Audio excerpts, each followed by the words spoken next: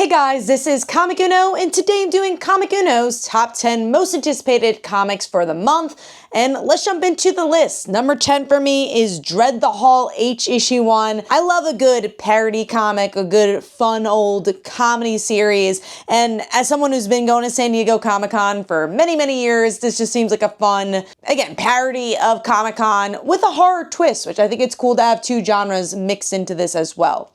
So that's number 10 for me. Moving on to number 9, which is SpiderMan versus the Sinister 16. Sounds like this is going to be a very crowded book and hopefully a fun way. And we actually have JMS returning to Spider-Man. It's been a while since he's written Spider-Man, but obviously had a very big run for the character. So I want to see in 2025 what his voice looks like on Spider-Man with a kind of unique twist on obviously very popular villain group with the Sinister Six becoming 10 more people with the Sinister Six team. Moving on to number 8, which is the Ends Tonight issue 1. This just looks fun. I really love Jerry Dugan's writing and I enjoy his like crime type series. So to see two sisters on the run, assassins in Vegas, fun backdrop.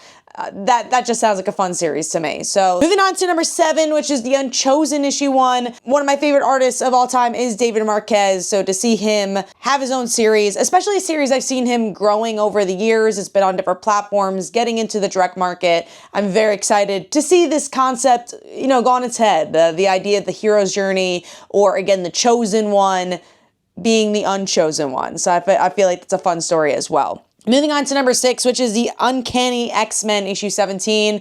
New villain for the X-Men. I love how much new life that Gail Simone is bringing into Uncanny X-Men, bringing new characters as well and making us want to care for them. So to see a new villain kind of feels inspired by Megan and slasher villains is, I think, a really fun thing to inject into the X-Men. Moving on to number 5, which is Post Malone's Big Rig issue 1. I really like Post Malone. I love his attitude. I love his music. And I want to see what a comic book looks from him. And it seems like a fun, like kind of monster truck type series, except in a southern way, teaming up with Vault, who usually has a very sci-fi horror spin. Moving on to number 4, which is Bring On the Bad Guys, Green Goblin issue 1. Don't know what to expect with this series, but I know Marvel's definitely putting out a few of them. And I love Green Goblin. I actually feel like it's been a while since we've gotten Green Goblin as a villain and not just Norman Osborn. And, you know, we had that time where there was just Green Goblin and I felt like that's it. So I actually want more of him. I want to see what his story's about now. After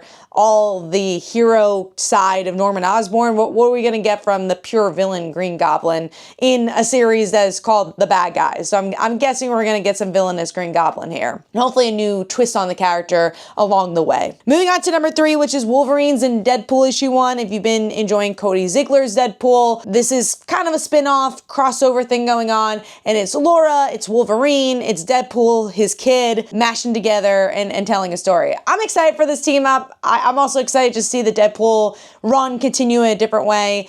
So I want to see what this one's going to bring. Is it just going to be a popcorn flick, or is it going to grow both character stories individually? Moving on to number 2, which is Titans Annual 2025. We got Phil Benez returning to Donna Troy. He's a huge writer when it comes to, and artist when it comes to Wonder Woman. So to see him behind a Donna Troy story, I'm really excited for. This is what I love an annual to be. I like it when it's character driven. Maybe it will be affecting the character later on down the line. And if it's not, it's just a really solid one-shot about the character, making it a character-driven story. So I'm really excited for that one. All right, moving on to number 1, which is Uncanny Valley issue 10. It's the last issue of Uncanny Valley. If you like cartoons, you like homages, this was such a fun series, and I just feel like Tony Fleecs can do no wrong. I've been really enjoying all his series, and I feel like Uncanny Valley is one of those under-the-radar ones that now finally maybe everyone could catch up on and see the hype. So hopefully you guys enjoyed. Let me know in the comments below what your top 10 comics of the month are and what you're most anticipating, and hopefully you guys enjoyed. Bye, guys.